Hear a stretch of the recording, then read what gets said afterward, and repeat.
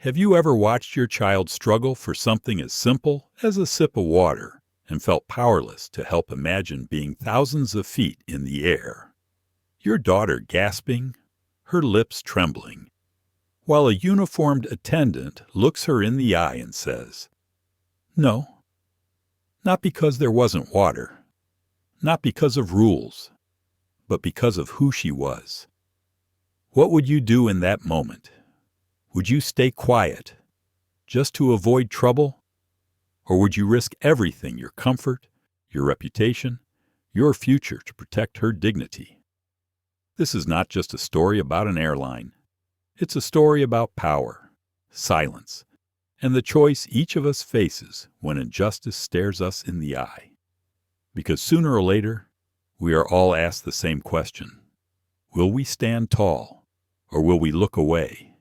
If it were you, if it were your child, what would you do? Stay with me as we uncover a story that begins with a simple request for water and ends with a battle that changed the skies forever. Don't forget to like, share, and subscribe to our channel. Your support helps us bring more stories that matter. The hum of the engines filled the cabin like a low, steady heartbeat. Outside the windows, clouds drifted in cotton-white layers against a sky so blue it seemed endless. Passengers settled into their seats, flipping through glossy magazines or scrolling phones. For most, it was an ordinary flight, but for one child, it was about to become unforgettable. Amara Lewis sat in seat 14A, her small legs dangling above the floor. At 11 years old, she carried a book in her lap, one she had read twice already. She was a quiet girl, thoughtful, with wide brown eyes that took in the world around her. She loved science, loved asking questions, loved the way her father always encouraged her curiosity. But now her eyes were not on the pages of her book. They were fixed on the flight attendant standing just a few feet away. "Excuse me," Amara said, her voice soft but steady. "Could I have some water? Please." The attendant, Victoria Hale, looked down at her with a tight smile that did not reach her eyes. Victoria was a veteran of the airline, 15 years of service, known among colleagues for her strictness, though passengers often described her as cold. She tilted her head, her voice clipped. "Water isn't for everyone right now. You'll need to wait until beverage service." Amara blinked. "But I need it. My throat feels funny." Victoria's smile thinned further. She leaned closer, lowering her voice. "Sweetheart, don't make a scene. Other passengers are trying to enjoy their flight." A couple in the row across looked up briefly, then went back to their tablets. Silence pressed heavy in the cabin. Amara swallowed hard. Her chest felt tight, like invisible hands pressing against her lungs. She shifted nervously in her seat, gripping the armrest. Her voice quivered. Is it because I'm black?" The words landed like a stone in still water. The cabin grew stiller. The hum of the engine suddenly louder in the silence that followed. A businessman lowered his newspaper. A young mother held her child closer.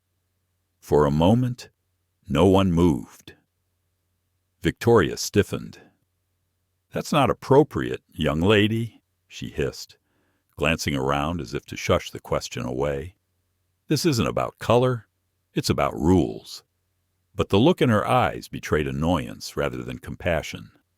From seat 16C, an older woman with silver hair leaned forward. Dorothy Chambers had flown many times before, and she had seen kindness and cruelty both. Her voice cracked but carried weight. "She's a child. Give her some water." Victoria straightened. "Ma'am, please mind your own seat. The crew knows how to manage." Amara coughed, a sharp, dry sound. She pressed her hand to her chest. "Please," she whispered again. I can't breathe right." Her small shoulders shook. Panic was rising in her, but her voice remained surprisingly calm. That calmness was more haunting than a scream. Dorothy's face tightened with worry. "This isn't right," she murmured. Across the aisle, a man in his 30s raised his phone. Marcus Rivera was no stranger to injustice. He began recording quietly, the lens capturing the child's pleading eyes and the attendant's refusal. He didn't know yet that his footage would soon circle the globe. Her row by row, the tension spread. Some passengers looked away, not wanting involvement. Others shifted uncomfortably, whispers passing like sparks in dry grass. In seat 19B, Christopher Lewis sat upright, his broad shoulders tense beneath a navy blazer, his eyes dark and steady, locked on his daughter. For years, he had taught himself patience, restraint. He knew too well how quickly a black man raising his voice could be labeled aggressive or dangerous. Inside, though, his heart thundered. He wanted to rush forward, scoop her up, demand answers. But he paused, measuring every move, for Amara, for the truth, for the bigger picture. He clenched his jaw. Not yet, he thought. Not yet. Amara's breath grew shallow. Tiny welts were appearing along her neck, signs of an allergic reaction. She reached toward the call button, but her hand trembled too much to press it. Dorothy stood halfway up. "This is an emergency," she shouted toward the front. "The girl can't breathe." Victoria's expression hardened. She grabbed the intercom phone. "If passengers continue to disrupt service, security will be waiting upon landing." The word security hung heavy, a threat more than a promise. Some passengers shrank back into their seats. The fear of involvement outweighed their sense of justice. Christopher closed his eyes briefly, hearing echoes of his own childhood moments when he had been dismissed, ignored, treated as lesser. He opened them again, calm but burning inside. In row 10, a man with a medical kit rushed forward. "I'm Dr. Samuel Reed," he announced firmly. "This child is in respiratory distress. I need space." He knelt beside Amara, checking her pulse, pulling out an auto-injector of epinephrine. The cabin filled with gasps as the needle pierced her skin. Amara's body jolted. Her breathing steadied slightly, though her face was pale. The doctor glanced up, furious. She needed water long before this. "What were you thinking?" Victoria folded her arms. "We follow protocol," Dorothy snapped. "Protocol doesn't excuse cruelty." Christopher's knuckles tightened against the armrest. His restraint was fraying. Every second felt like a test of his soul. He knew if this continued, he could not remain silent. Passengers now stared openly, phones lifted, recording every word, every gesture. The truth was no longer confined to this cabin. It was already escaping into the world beyond. Amara whispered, her voice thin but audible. "Daddy." That one word spoken in the hush of the cabin broke him. Christopher rose slowly from his seat. His movements were calm, deliberate, like a man stepping onto a stage he had avoided too long.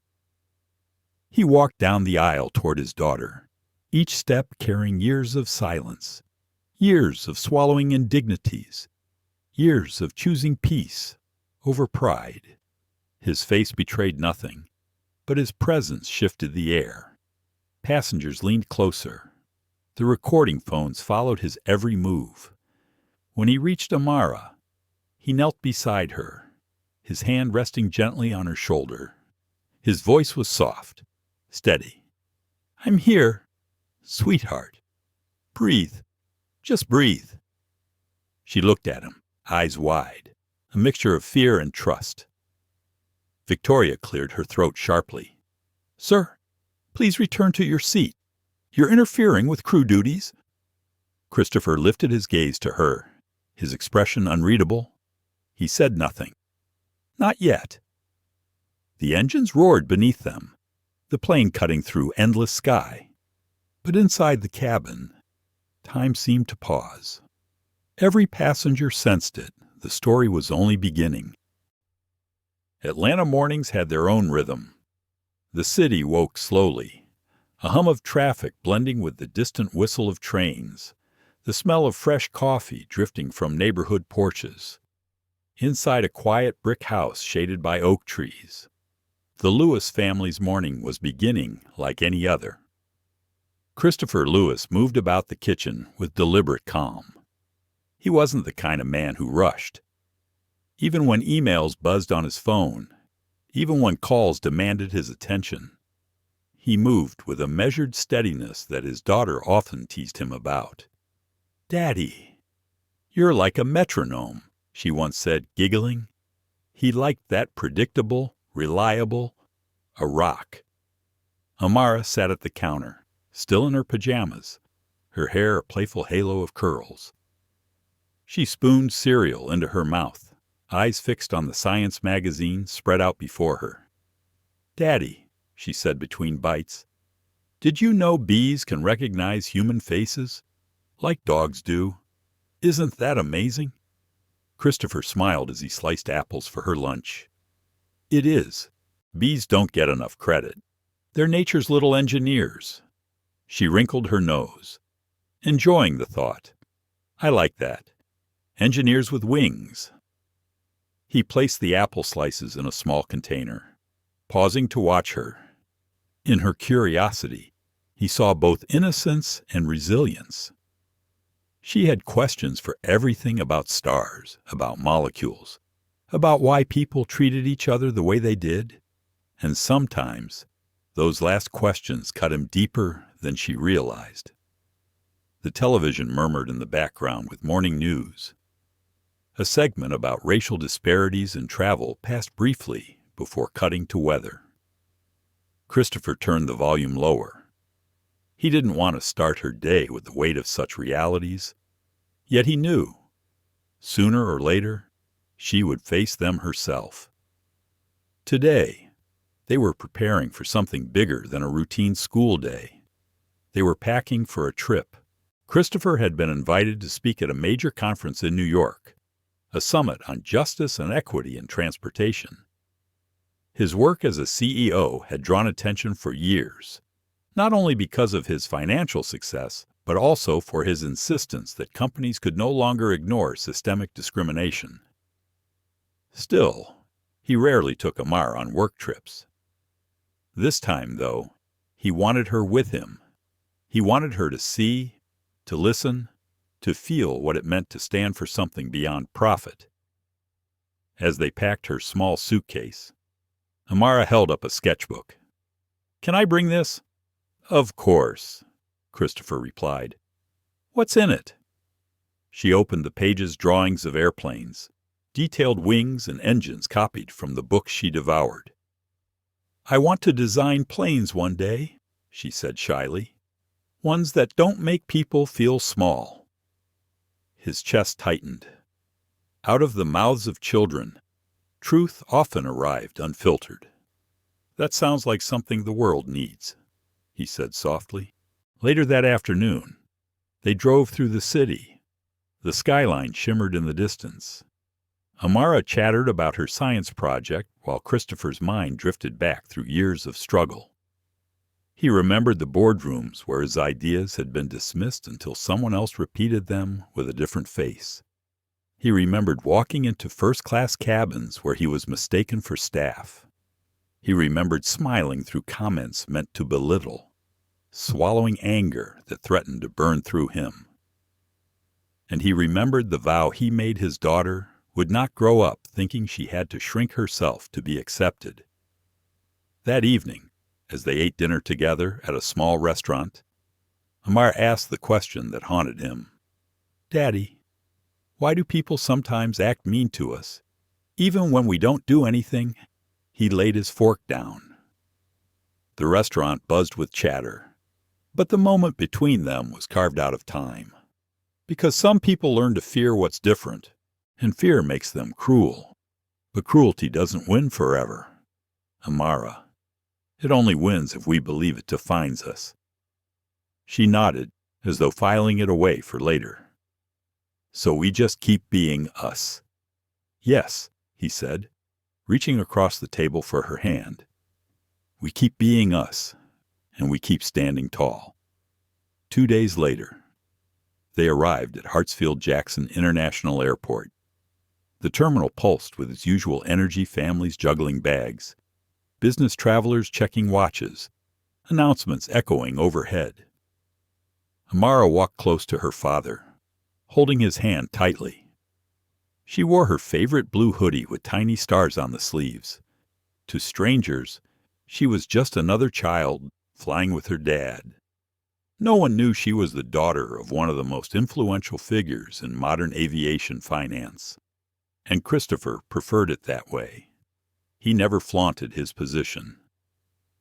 At the gate, Amara pressed her face to the window, marveling at the aircraft outside. "One day, Daddy," she whispered, "I'll make one even bigger."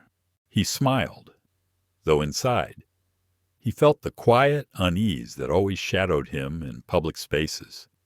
He had power on paper, but here, in crowded terminals, he was still just a black man who had learned to expect suspicion.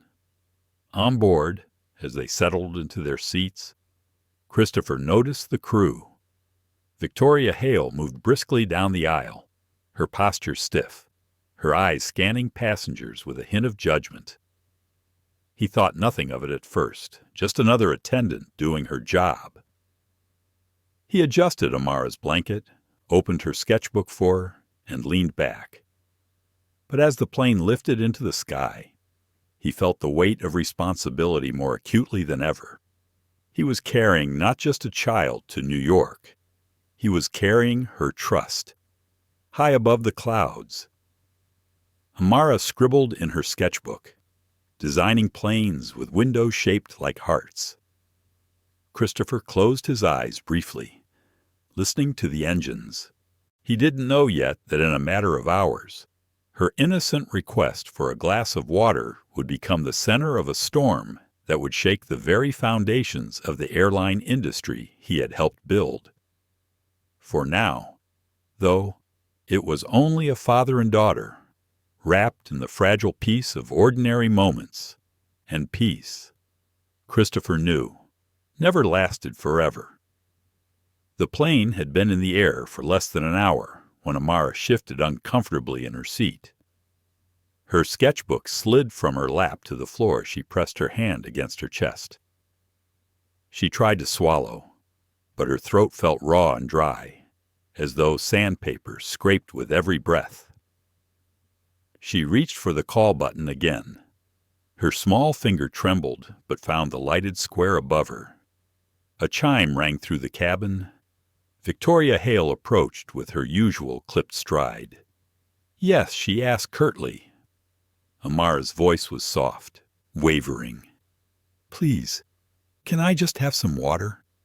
My throat, it feels tight." Victoria's eyes narrowed. "I told you already. Wait until service." From across the aisle, Marcus Rivera lowered his phone to his lap but kept the camera rolling. He zoomed in on Amara's anxious face. His instincts told him something more than inconvenience was happening here. Amara coughed, a thin, rasping sound that made heads turn nearby. She leaned forward, both hands gripping the armrest. "Please," she repeated. "I can't." Her voice cracked into silence. Dorothy Chambers leaned across from her row, alarm flashing in her lined face. "This is urgent. Get her water." Now Victoria pursed her lips. "Ma'am, I need you to calm down. We follow procedures." "Procedures?" Dorothy shot back. "She's a child. She can't breathe." The air in the cabin thickened with unease. Passengers whispered, glancing between the child and the flight attendant. Some frowned, but remained seated, unwilling to step into confrontation. Others looked away entirely, hoping the tension would dissolve if they ignored it. Christopher Lewis, 4 rows behind, had been watching silently. He saw the flush spreading across Amara's neck, the faint swelling beneath her jaw. He recognized the early signs of an allergic flare. His body screamed to move, to intervene, but he hesitated. Years of discipline and experience held him in place. He had learned the cost of a black man standing abruptly, voice raised in urgency. Too many times, it ended with suspicion aimed at him instead of the real problem. Amara's breathing grew shallow. She tried to call again, but only a thin wheeze escaped. At last, another passenger moved. A tall man in a gray sweater rushed down the aisle. "I'm a doctor," he announced. His tone left no room for doubt. He dropped to his knees beside Amara, pulling a small medical kit from his bag. "I'm Dr. Samuel Reed," he said to Victoria, who still hovered with folded arms. "She needs water immediately, and possibly more. Step aside." Victoria hesitated, eyes darting as though calculating risk. "Doctor or not, you can't just—" "Now, doctor," Reed barked, his voice sharper. "She could go into full anaphylaxis." Passengers gasped. The word carried weight, even among those who knew little of medicine. Christopher rose from his seat, no longer able to remain still. He moved swiftly down the aisle, ignoring the way several passengers leaned back as though making space. He reached Amara's side, crouching low.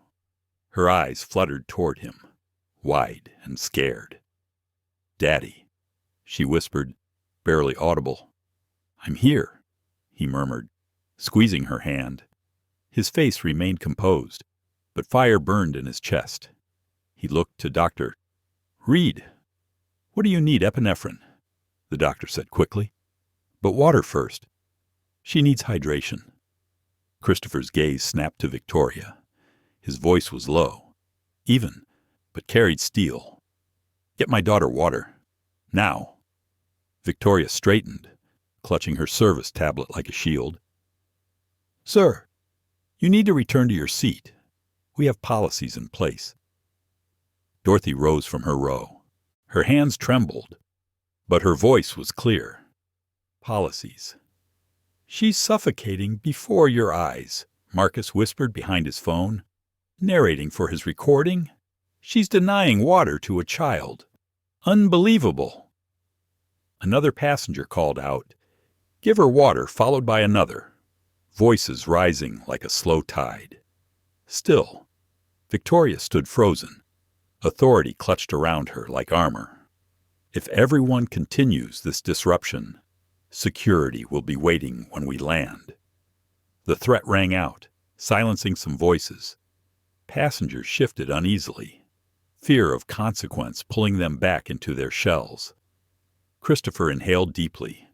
Years of boardrooms, negotiations, confrontations all had trained him to speak with power without raising his tone. His words came measured, heavy with command.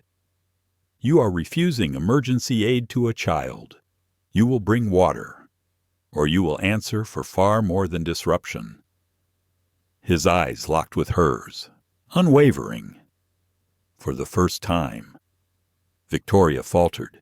She opened her mouth, closed it again, then spun on her heel toward the galley. "Doctor—" Reed readied the injector as Christopher steadied Amara against him. She whimpered as the needle pierced her skin, but he murmured soothing words into her curls. Within moments, her breathing steadied just slightly, enough to ease the terror clenching her chest. The water finally came. Christopher guided the cup to her lips carefully, watching as she sipped in small, shaky gulps. Relief washed through him, but beneath it surged something darker anger, old and deep. The cabin was no longer hushed. Passengers spoke openly, some recording, some shaking their heads in disbelief. A young man muttered, "If she were white, they'd have given her water right away." His words hung in the air, undeniable. Christopher closed his eyes briefly, his mind a storm. He thought of the conference in New York, the speeches he would give about equity and justice. He thought of how often those words felt abstract to people until they saw suffering right in front of them. And now here it was, his own daughter, reduced to pleading for a glass of water. He opened his eyes again, calm restored like a mask. He knew this moment wasn't only about survival. It was about truth. Amara leaned against him, exhausted, whispering, "I'm okay. Daddy, I think—" He kissed her forehead. "You will be. At the front of the plane," Victoria whispered harshly to another attendant, unaware her voice carried down the aisle. People like that always exaggerate. It's drama for attention. Gasps followed from passengers who heard. Dorothy pressed a hand to her chest. Marcus zoomed in on Victoria's words, capturing every syllable. Christopher's patience fractured, his eyes sharpened, his decision crystallizing. For too long, he had played the role of silent observer, correcting injustice from boardrooms and offices, rarely showing his hand in public. But this was different. This was his daughter. And this was no longer a private insult. It was cruelty made visible. He sat straighter, holding Amara close. His mind raced, not with rage, but with clarity. Soon, he would act. Not as a passenger, not as a father alone, but as a man who held the power to shake the very system that had allowed this moment to unfold. The plane flew steady through the clouds. But inside the cabin, something larger than turbulence was brewing, and Christopher knew, with absolute certainty, that once he moved, nothing about this flight or this airline would ever be the same again. The cabin was quiet again, but it was the kind of quiet that carried weight. The hum of the engines filled the silence as Amara leaned against her father's chest, still shaky, but breathing easier. Christopher stroked her hair in slow, steady motions, his face unreadable. Victoria Hale remained near the front galley, speaking in low tones to another attendant. Her posture was tense, defensive, as though she could sense the disapproval radiating from the rows of passengers. Still, she seemed convinced she could contain the situation. After all, she had experience. She had worn the uniform for 15 years, and the company had always stood by her. Christopher knew this pattern. He had seen it too many times, abuse minimized, accountability deflected, silence encouraged. But tonight, silence was not an option. He rose from his seat, careful not to jostle Amara as she clutched her blanket. "Doctor?" Reed gave him a nod, signaling that for now, the girl was stable. Dorothy Chambers reached out, touching his arm lightly. Her eyes glistened. "Don't let them bury this," she whispered. Christopher's gaze softened. "I won't." He walked down the aisle with the slow, deliberate steps of a man who carried more than anger. Passengers followed him with their eyes, some lifting phones, others holding their breath as though sensing something monumental was about to break open. At the galley, he stopped in front of Victoria. She looked up, startled by the calm authority in his stance. "Sir, I told you. You refused water. To my child," he said evenly, his voice controlled but resonant. "She was suffocating before your eyes. And when witnesses pleaded, you dismissed them. You chose pride over compassion." Victoria stiffened. I followed procedure. You people. The words caught in her throat too late. The slip was naked, undeniable. Gas echoed behind Christopher, the phrase landing like a stone in still water. His expression did not change, but his voice cut sharper. Exactly, he said. He turned then, raising his voice just enough for the cabin to hear without shouting. Ladies and gentlemen, my name is Christopher Lewis. I am not only this child's father, I am also the principal shareholder and current chairman of this airline's board. The ripple through the cabin was instantaneous. Phones rose higher, recording faces, capturing reactions. Dorothy covered her mouth. Marcus muttered into his phone. It's him, the CEO himself.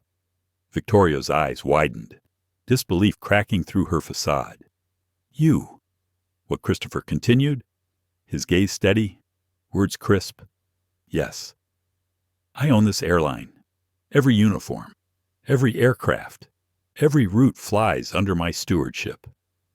And tonight, in front of witnesses and cameras, one of my senior attendants nearly let my daughter choke because she decided a black child's request for water did not deserve urgency. His words hung in the air like thunder. The silence that followed was thick with recognition. Victoria faltered, then tried to recover. Sir, I didn't know. That is exactly the problem, Christopher interrupted, his tone hardening. Decency should not require recognition. Respect should not be conditional on status. A child's life should never depend on whether you know who her father is. The murmurs grew into a low chorus of agreement from passengers. Someone clapped softly, joined by others until the sound rolled down the aisle in uneven but undeniable rhythm. Christopher raised a hand to quiet them.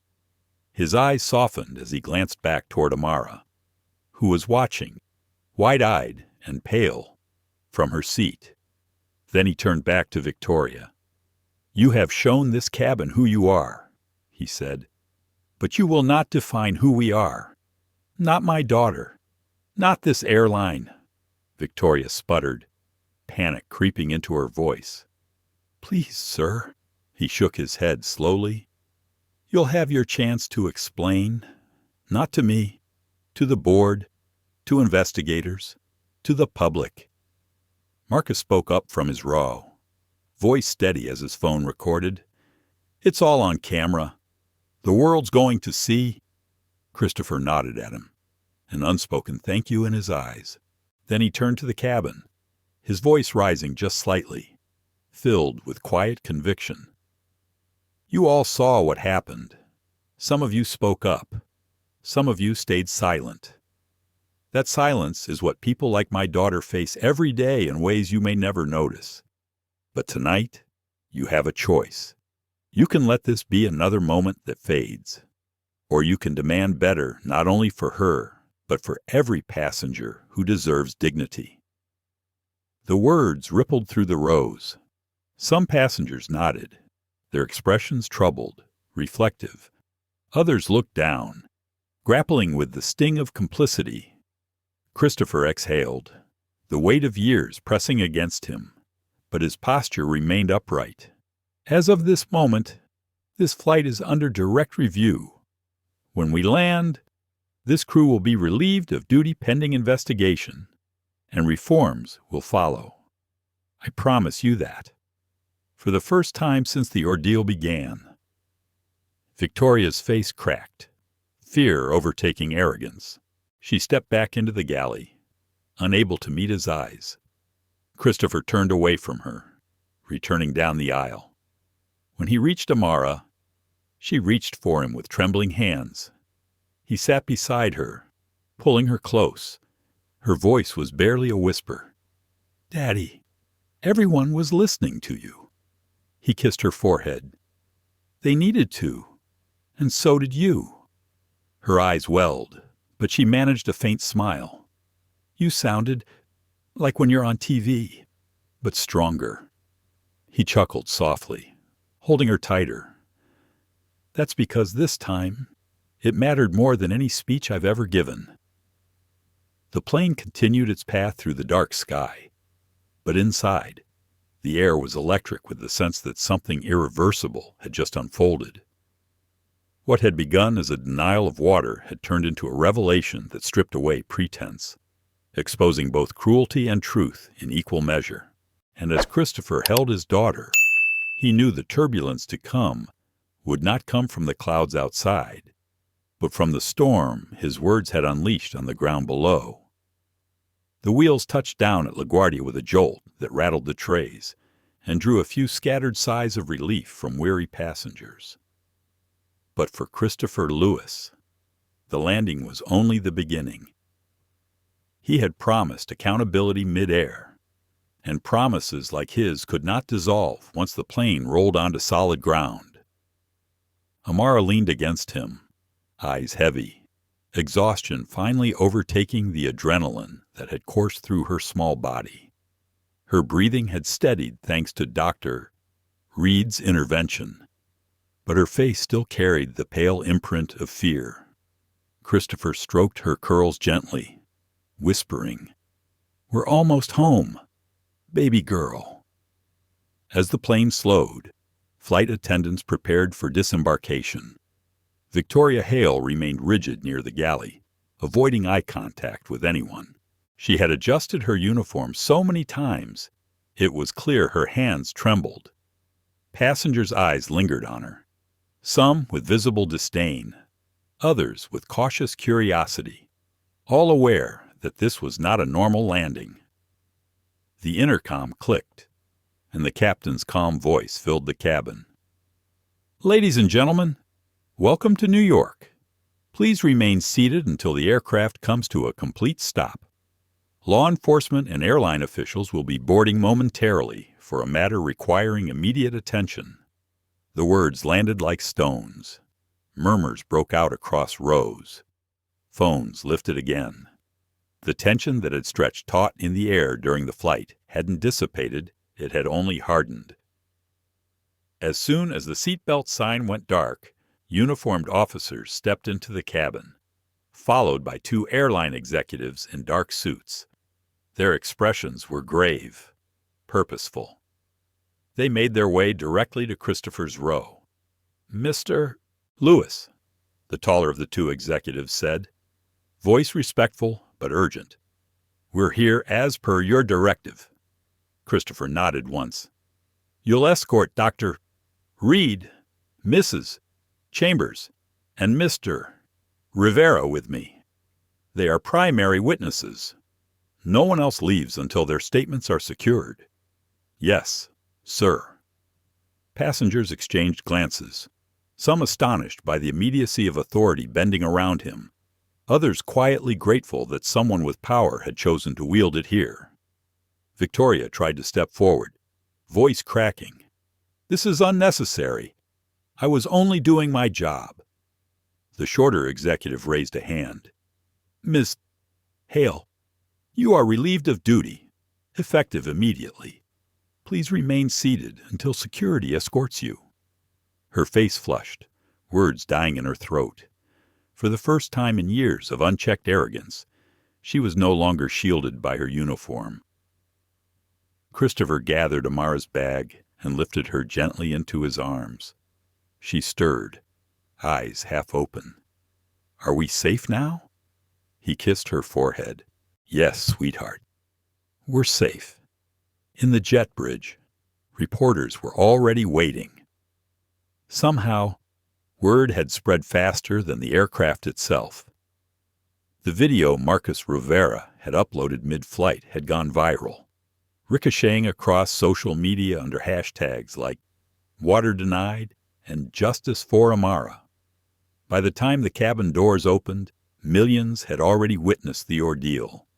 Flashbulbs erupted, microphones thrust forward, questions collided in the air. "Lewis, is it true your daughter was denied water? Did the airline crew endanger her life? Will you be pressing charges?" Christopher didn't stop walking.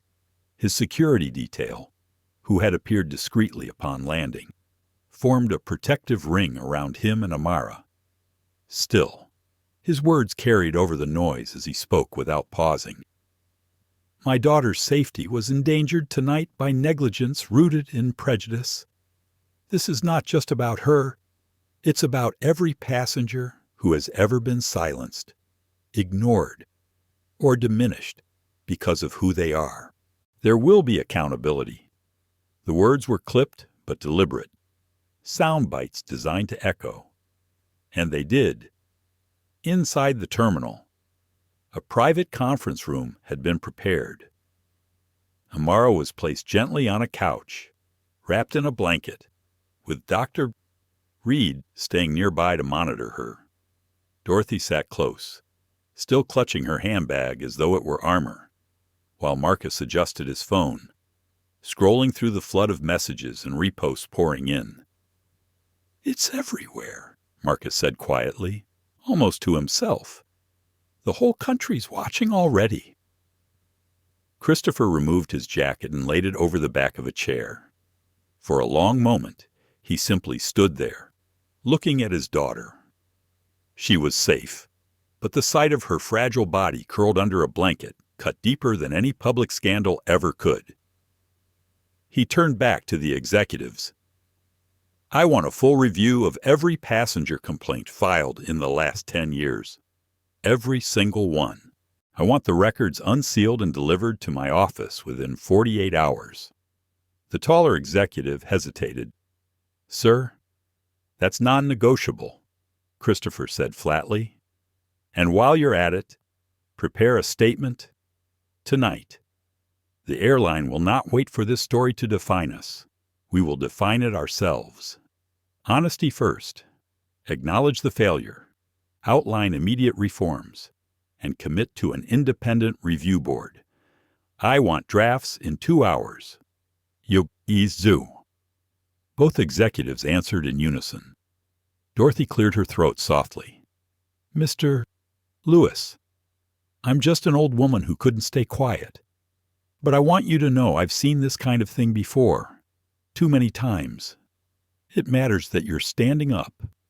Christopher's expression softened. You didn't stay silent, Mrs. Chambers. That matters more than you know. Marcus leaned forward, phone still in hand. If you want me to hold back the video, no, Christopher interrupted. Let it spread. The truth doesn't need containment. It needs light. The room fell into thoughtful silence. Outside, the hum of the terminal carried on, oblivious to the storm gathering in headlines and boardrooms. Later that night, when Amara was safely tucked into a hotel bed, Christopher stood at the window overlooking the glittering skyline of New York. His reflection stared back at him, tired but resolute. He thought of all the times he had chosen the quiet fight, the negotiations, the policy changes, the meetings behind closed doors. But this was different. This was personal. And personal had the power to ignite something larger than strategy alone. He pulled out his phone and typed a brief message for his communications team.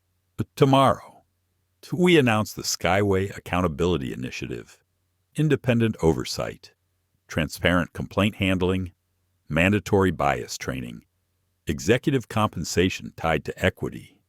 This is the beginning, not the end. He hit send, then placed the phone aside. For a long while, he simply stood there, listening to the city breathe. Behind him, Amara stirred in her sleep, murmuring something about airplanes with windows shaped like hearts. Christopher smiled faintly. That was the vision he carried forward not just for her, but for every passenger who deserved to board a plane without fear, without indignity, without the weight of prejudice pressing against their chest. The night stretched long, but Christopher Lewis was no stranger to long nights, and by morning, the world would know this was no passing scandal. It was a turning point. By sunrise, the video had already passed 50 million views. News anchors replayed the shaky footage shot by Marcus Rivera, showing Amara's small, frightened face as she pleaded for water, the dismissive sneer of Victoria Hale, and then the stunned silence when Christopher revealed who he was. Hashtags surged across platforms. Justice for Amara. Water denied. Skyway truth. Christopher didn't need to turn on the television to know. His phone buzzed relentlessly on the nightstand of the Manhattan hotel suite. Messages from investors, reporters, even politicians stacked like dominoes. Some offered support, others demanded answers, and a few, as always, feared what accountability would cost. He sat at the edge of the bed, elbows resting on his knees, staring at the carpet while Amara still slept soundly behind him. For once, she looked peaceful, her small chest rising and falling under the weight of her favorite star-covered blanket. The image grounded him. Every headline, every boardroom demand, none of it mattered more than that steady rhythm of her breath. By 8 o'clock, the war rooms had already formed. At Skyway's headquarters downtown, the board convened in a private conference suite.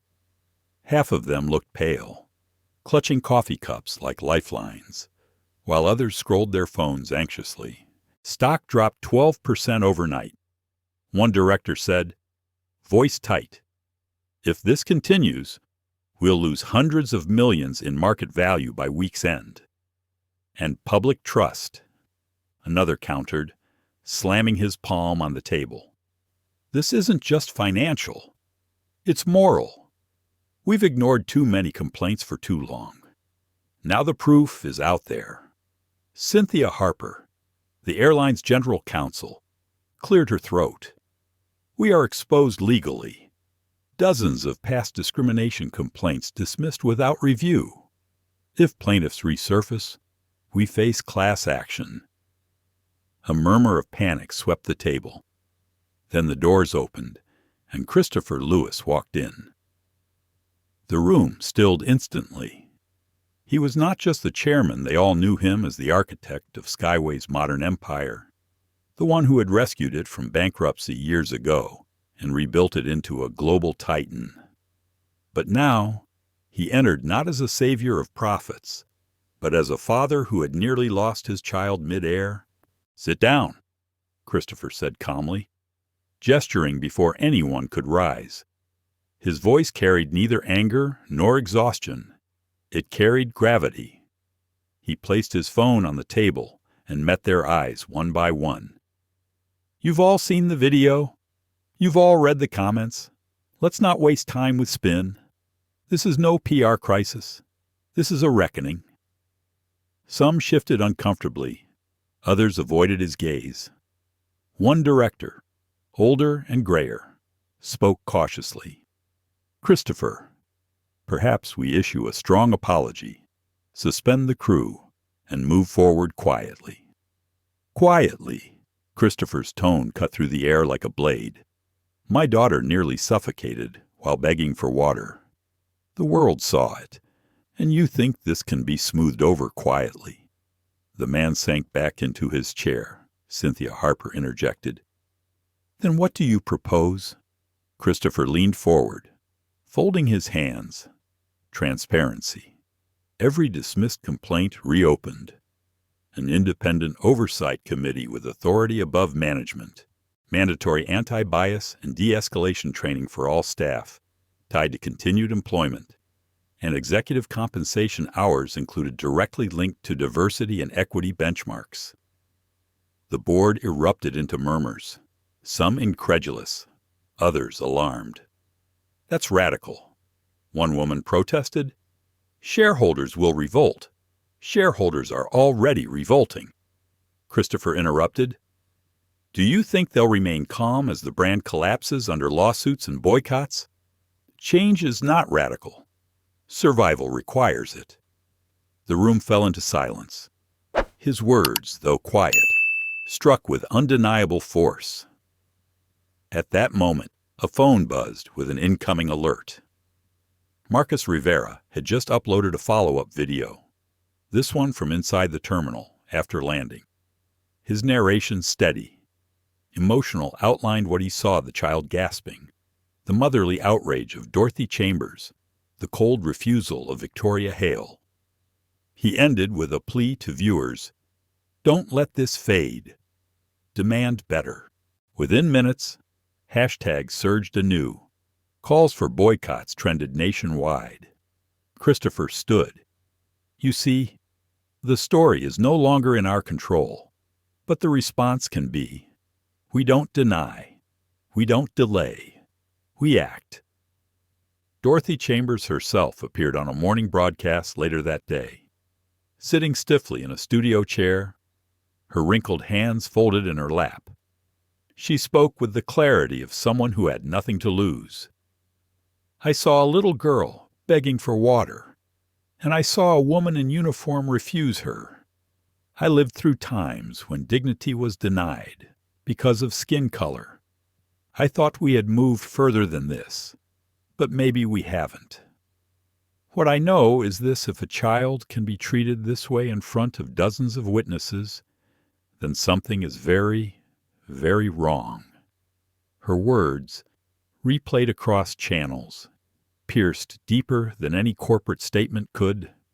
By afternoon, Christopher stood at a podium himself, flanked by executives and civil rights leaders he had called in. Cameras flashed. Reporters jostled for position. Amara, shielded from the crowd, stayed in a nearby room with Dr. Reed. Christopher's speech was brief but unflinching. What happened on Flight 237 was not an isolated mistake. It was a symptom of a deeper sickness, one we can no longer deny. My daughter is safe tonight, but safety should never depend on who her father is. From this day forward, Skyway will be accountable not only to shareholders, but to the public we serve.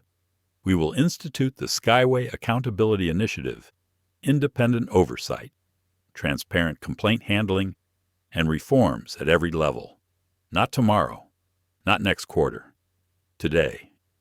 Questions erupted, but he held up a hand. No words can undo what happened. Only actions can. Watch us. The clip went viral within hours. Analysts debated whether such reforms could save the airline or sink it. Advocacy groups hailed it as unprecedented, and passengers across the country shared their own stories under the new banner, My Flight, My Story. But behind the scenes, resistance brewed. In the boardroom, not all were convinced. Some feared profit loss, some feared precedent, and some feared Christopher's power growing even stronger. One name emerged repeatedly in hushed tones: Richard Mallory, a longtime board member and ally of executives who had quietly protected crew like Victoria Hale for years. That evening, in a closed meeting, Mallory argued fiercely. Christopher is exploiting his daughter's scare to push an agenda. He's turning tragedy into leverage. We cannot let him dictate the entire future of this company. But what Mallory didn't know was that documents had already begun to surface old complaints he had personally signed off to dismiss. Marcus Rivera's footage had opened floodgates, and whistleblowers, emboldened, were coming forward. As night fell, Christopher sat once again by Amara's bedside in the hotel suite. She slept soundly, her hand curled around the corner of her sketchbook.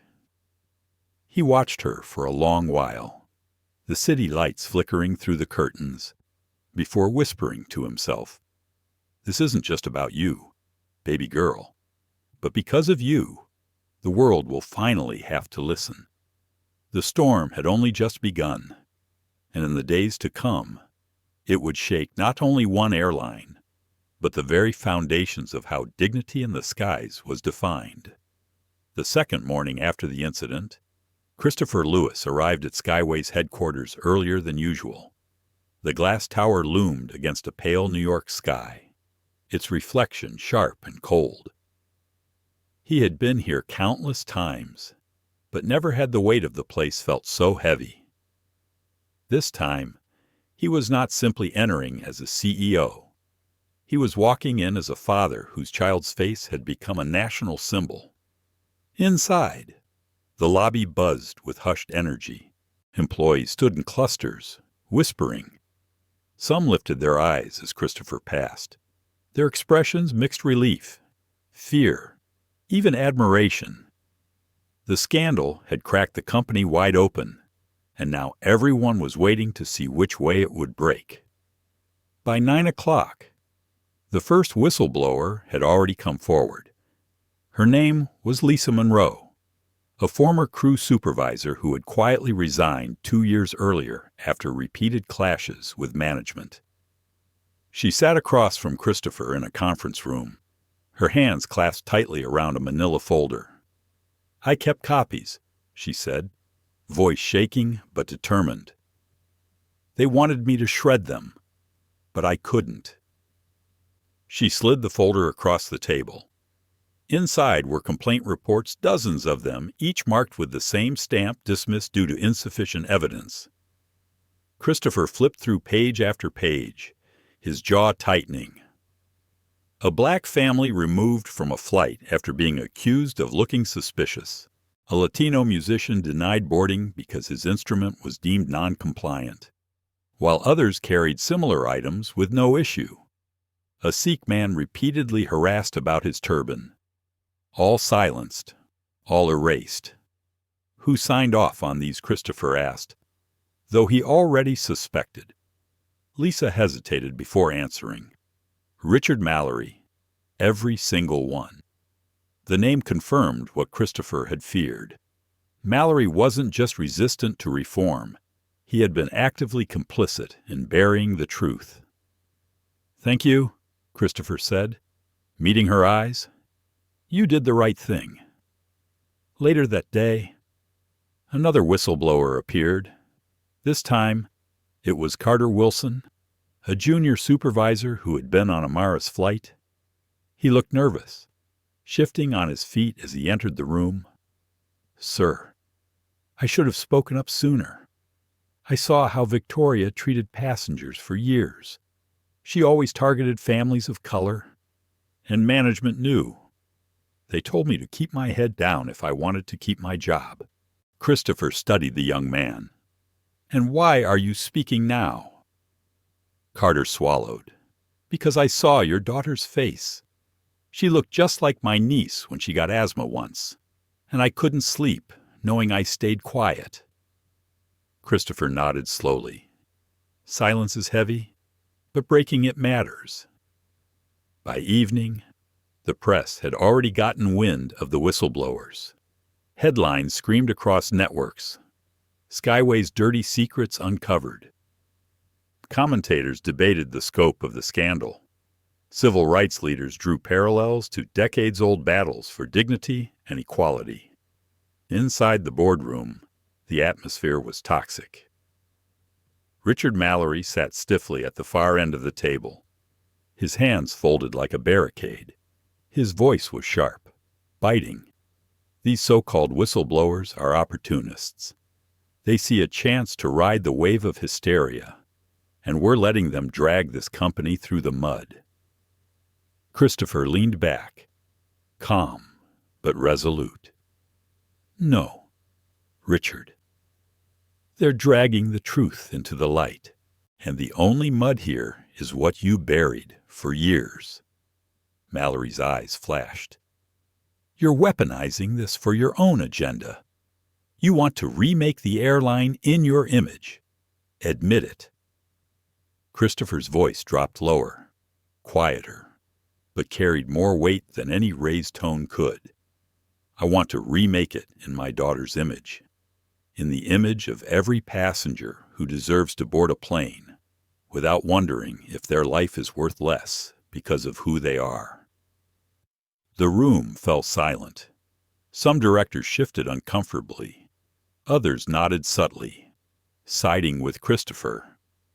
Mallory knew he was losing ground, but his expression hardened, clinging to denial. That night, Christopher appeared on a live primetime interview. The host, a seasoned journalist, leaned forward with sharp questions.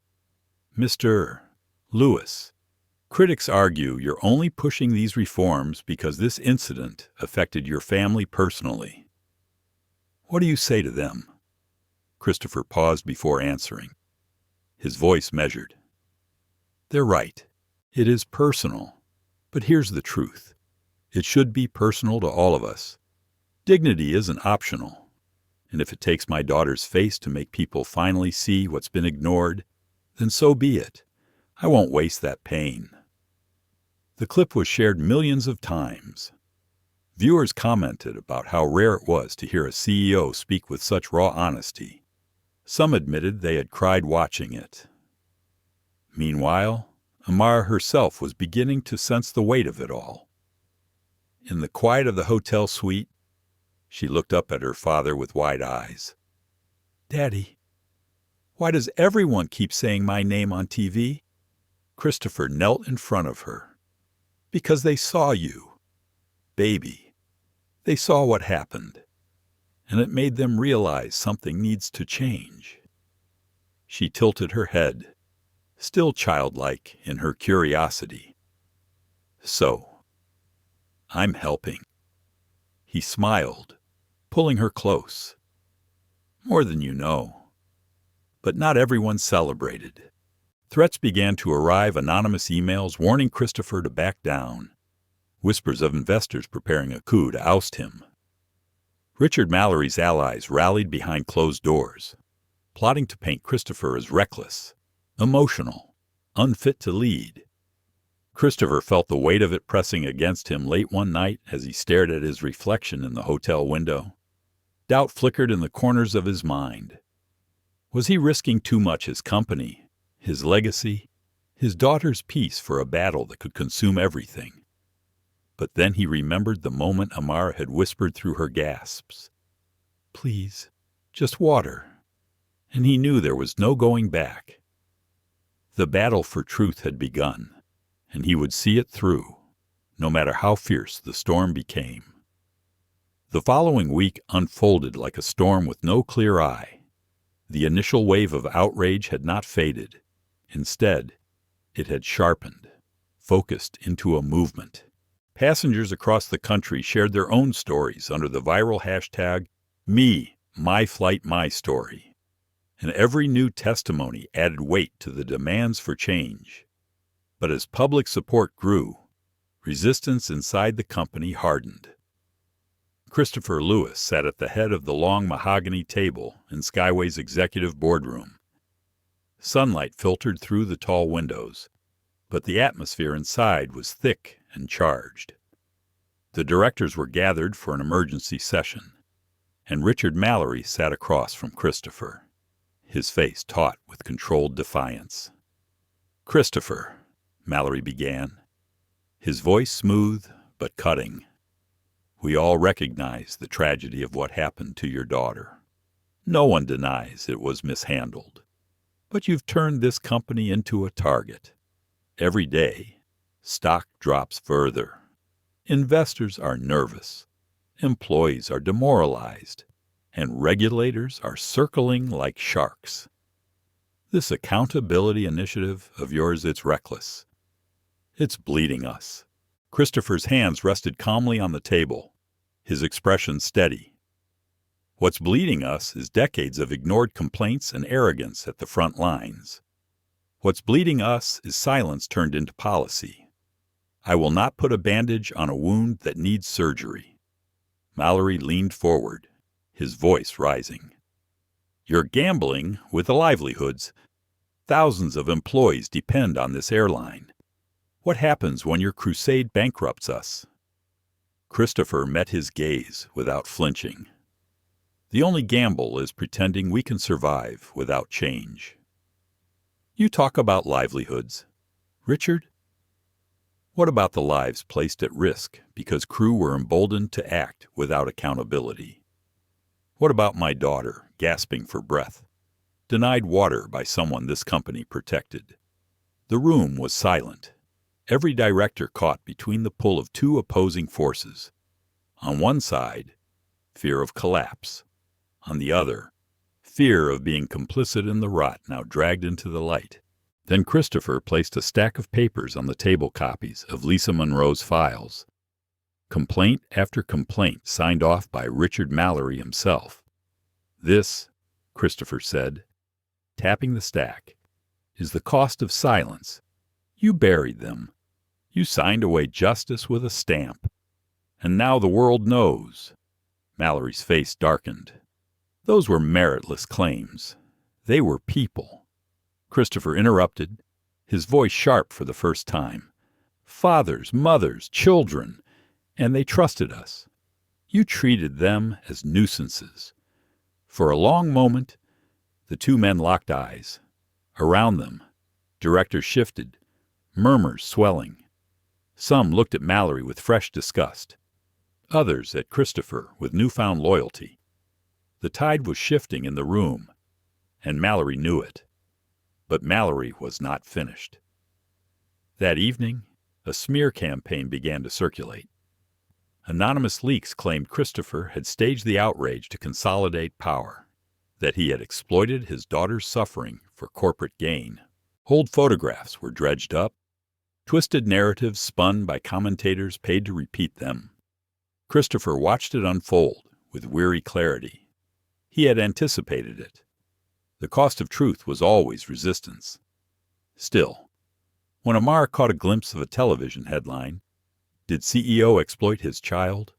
her eyes filled with confusion. "Daddy," she whispered, tugging at his sleeve, "why are they saying that I didn't lie?" Christopher knelt, his hands steady on her shoulders. "No, baby, you didn't. And you don't need to worry about what they say. Sometimes, when people are scared of losing power, they make up stories. But truth is stronger. You just keep being you." Her lip trembled, but she nodded. "Like you said, we stand tall." He kissed her forehead. "That's right." The next day, Christopher held a press conference in the heart of Manhattan. Cameras lined the plaza, reporters jostling for position. But this time, he wasn't alone. Dorothy Chambers stood at his side. Her frail hand looped through his arm. Lisa Monroe and Carter Wilson were there too, their faces nervous but resolute. "Doctor." Samuel Reed stood just behind them, a quiet anchor of credibility. Christopher stepped to the microphone, his voice carrying across the crowd. "They say this is about power. They say this is about me. They're wrong. This is about truth. It's about a little girl who asked for water and was denied because of the color of her skin. It's about the families who filed complaints for years and were silenced. And it's about every passenger who wonders if they'll be treated with dignity when they step onto a plane." He gestured to Dorothy, who lifted her chin proudly. "This woman stood up when others stayed silent. This doctor saved my daughter's life. These whistleblowers risked their careers to reveal what was hidden. If that is exploitation, then perhaps what the world needs is more of it." Applause rippled through the crowd, spontaneous and raw. Some wiped tears from their eyes. The narrative Mallory had tried to spin crumbled in real time. That evening, a town hall was streamed live to employees worldwide. Christopher addressed them directly. "I know many of you feel afraid of change, afraid of what this means for your jobs. Let me be clear. This is not about punishment. It's about building a company worthy of pride. No one should wear our uniform and wonder if they're complicit in injustice. And no passenger should board one of our flights and wonder if they'll be humiliated. Together, we can rebuild trust, not with slogans, with actions." His words resonated far beyond the company. Activists hailed the initiative, regulators signaled support, and passengers, in surveys and forums, expressed something rare hope. But Mallory did not retreat. Behind closed doors, he rallied a block of investors, threatening a vote of no confidence to remove Christopher as chairman. The battle lines were drawn. not only in boardrooms, but in the court of public opinion. Late at night, Christopher sat alone in his office, the city sprawling beyond the windows. Doubt crept at the edges again. Could he truly win this fight? Could he hold the company together while tearing out the roots of its failures? Then his phone buzzed with a video message. Amara, recorded by Dorothy while they'd spent the evening together, smiled shyly into the camera. Hi, Daddy. I just want to say, I'm proud of you. And I know you'll make the skies safe. Not just for me, for everybody. His throat tightened. In that moment, all the noise, all the politics, all the battles melted into clarity. He wasn't fighting for shareholders. He wasn't fighting for legacy. He was fighting for, and for every child who might one day ask for water and receive kindness instead of cruelty. The storm was still raging, but Christopher Lewis was ready. And the next board meeting would decide not just his future, but the future of the skies themselves. The morning of the vote began with a heavy stillness that stretched across Skyway's headquarters. Christopher Lewis arrived before dawn, his footsteps echoing through the empty halls. He knew that by the end of the day, everything could change. Either his vision for reform would hold, or Richard Mallory would succeed in tearing it apart. The boardroom was a fortress of glass and steel, perched high above the city. As the directors filtered in, tension clung to the air like static. Some offered Christopher polite nods, others avoided his eyes. Mallory sat confidently near the center, flanked by allies, his smile sharp and thin. Ladies and gentlemen, Mallory began once the meeting was called to order, his voice warm but laced with venom. We are here because our company faces an existential threat, not from regulators, not from the press, but from within. Our chairman has waged a crusade that has drained investor confidence, fueled public hysteria, and destabilized operations.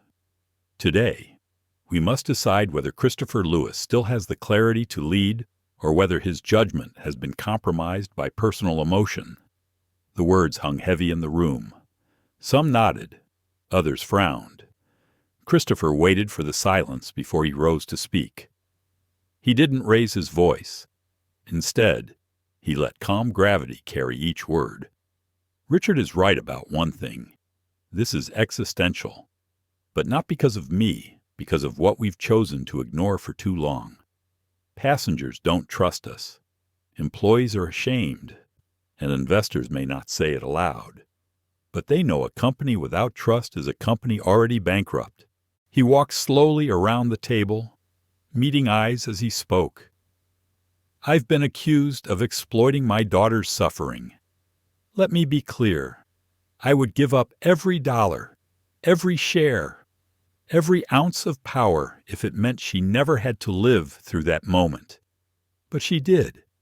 And because she did, the world finally saw what too many already knew, that injustice was baked into the way we operated.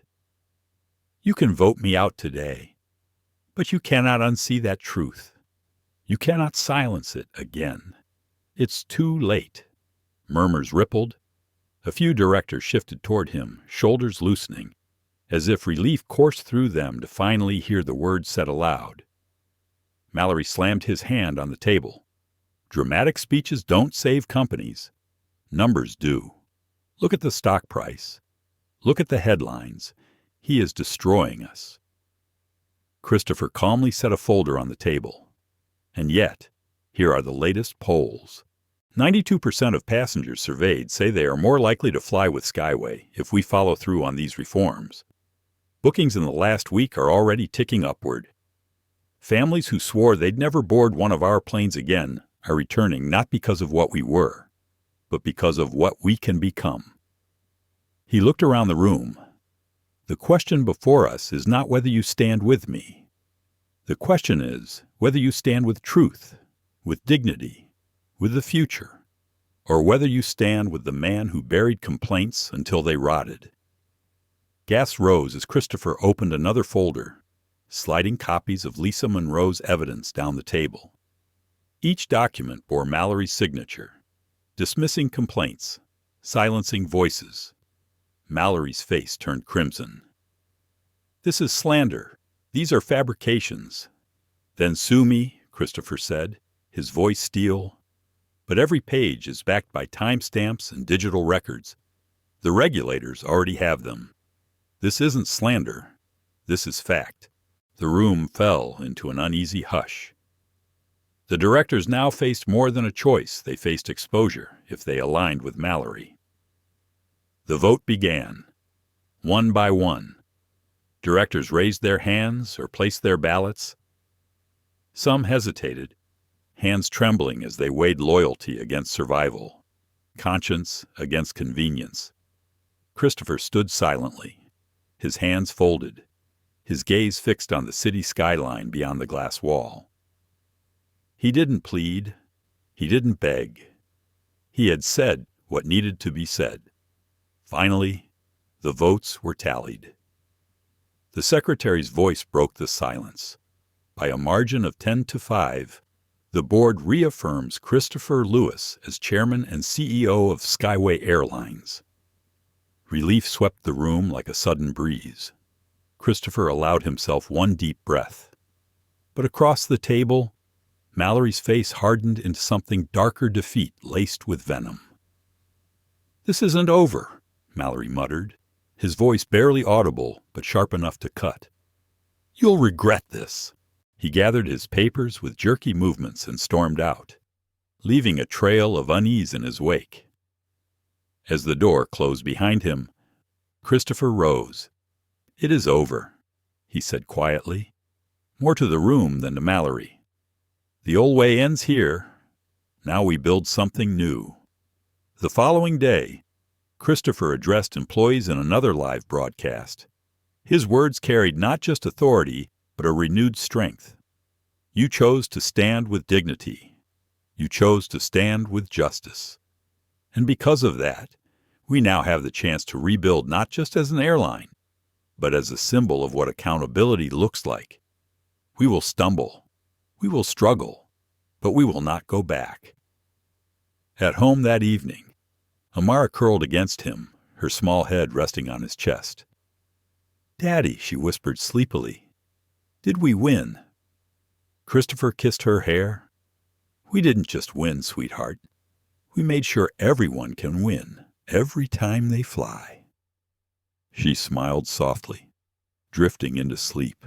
And for the first time in weeks, Christopher felt the weight begin to lift. The fight wasn't finished, not by a long stretch, but the tide had turned. The decisive showdown had passed.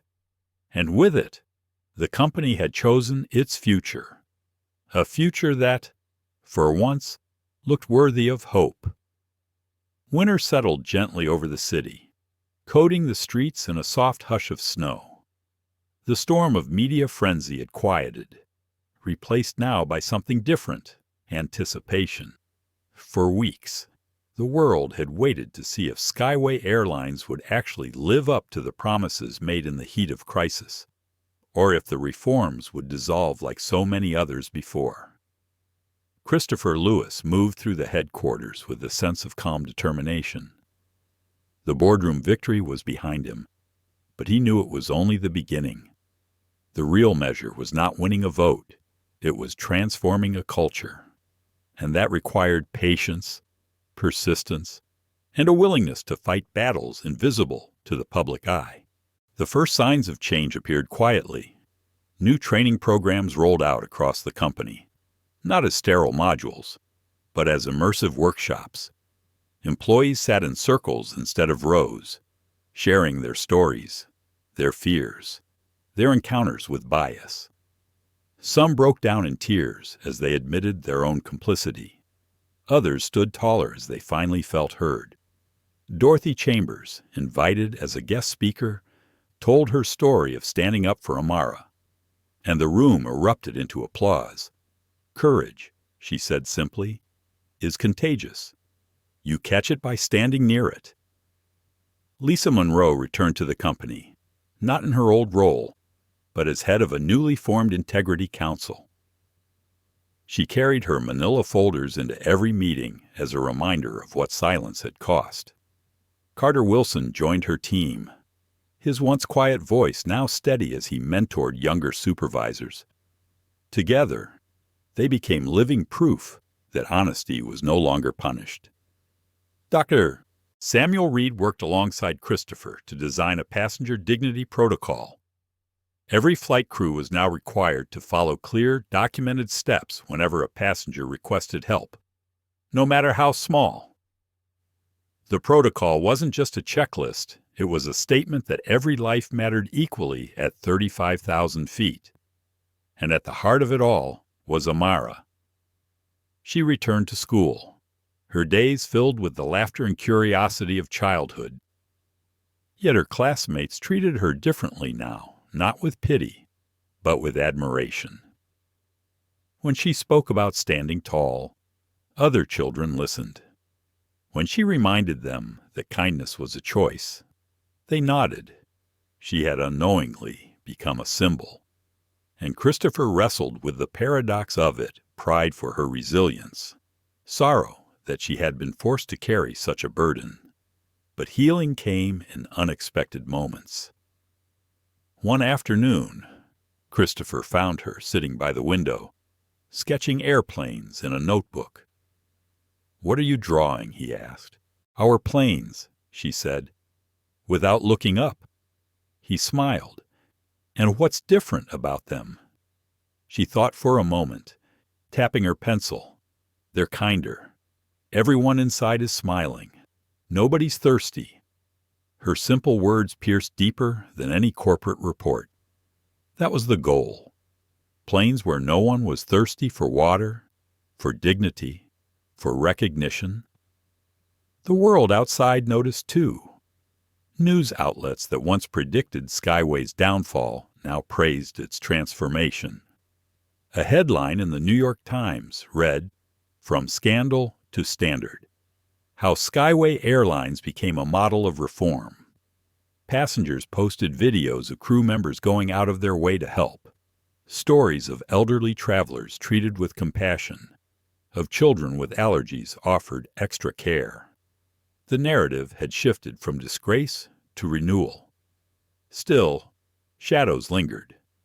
Richard Mallory had resigned from the board under pressure, but he did not vanish. He gave interviews to sympathetic outlets, painting himself as the victim of a woke coup. He hinted at lawsuits, threatened countersuits, and whispered of investors still loyal to him. But his influence waned with each passing month. The tide of public opinion had turned too far, and even his allies began to distance themselves. For Christopher, the hardest work was not defeating Mallory. It was rebuilding trust within himself. Nights alone. He replayed the moment on the plane, the sight of Amara gasping, the way her small voice had asked only for water. The guilt lingered, heavy and sharp. He was a man of immense resources. Yet in that moment, he had been powerless. It humbled him, stripped him of illusions, and reminded him that no title, no wealth, could shield his daughter or anyone from the cruelty of indifference. And yet, perhaps that was the gift hidden in the pain. It had forced him to lead differently, not from the height of power, but from the depth of empathy.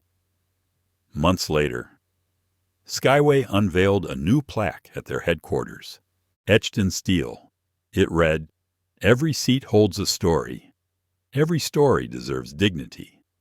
At the ceremony, Christopher spoke briefly, but it was Amara who captured hearts. Standing on a small step stool, her voice clear and strong, she said, "When I was thirsty, someone told me I didn't matter. But now, because of all of you, I know that I do, and so does everyone else who flies." The crowd erupted in applause. Many wiped tears from their eyes. It was not a polished speech. It was a child's truth and it was enough. Afterward, Christopher stood apart for a moment, watching his daughter laugh with Dorothy, Lisa, Carter, and Dr. Reed. These people had been strangers once, brought together by a moment of cruelty. Now, they were bound by something stronger, shared purpose, shared healing. He felt the weight of legacy settle on his shoulders, not as a burden, but as a calling. Skyway was no longer just an airline. It was a promise, and though the work was far from finished, he knew they had taken the first real steps. That evening, as the city lights twinkled below, Christopher carried Amara to bed. She was half asleep, murmuring softly. "Daddy," she whispered, "the sky feels safer now." He brushed a strand of hair from her face, his voice tender. "That's because you helped make it safe." And as she drifted into dreams, Christopher looked out the window toward the dark horizon, where planes traced their paths across the night. For the first time in a long while, he felt peace. The battle had begun with denial, with cruelty, with one flight attendant refusing a child water, but it ended with a new dawn, a company reborn, and a father's quiet vow that no one under his watch would ever be made to feel small again. The story of Amara and Christopher Lewis reminds us that injustice does not always arrive with noise. It often slips in quietly, in the form of neglect, dismissal, or indifference. A child's simple request for water revealed how deeply prejudice can poison systems meant to serve and protect. But it also showed us something else, the power of standing up, even when it is costly. For older generations, this lesson is especially profound. Many of us have seen decades of progress, but also decades of denial. We know that silence can wound as much as cruelty. What Christopher did was not just defend his daughter. He reminded all of us that dignity is not a privilege reserved for the few, but a right owed to all. In our daily lives, whether in families, communities, or workplaces, we too face choices. Will we look away, or will we lean into truth? Small acts of courage, speaking up, refusing to ignore what is wrong, can ripple outward, shaping a safer and kinder world for the next generation. The lesson is simple, but powerful change begins with refusing to let silence win. Thank you so much for watching and sharing this journey with us. If this story touched your heart, please take a moment to like, share, and subscribe to our channel. Your support means we can keep telling stories that inspire, challenge, and heal. Together, we can make sure these voices are never forgotten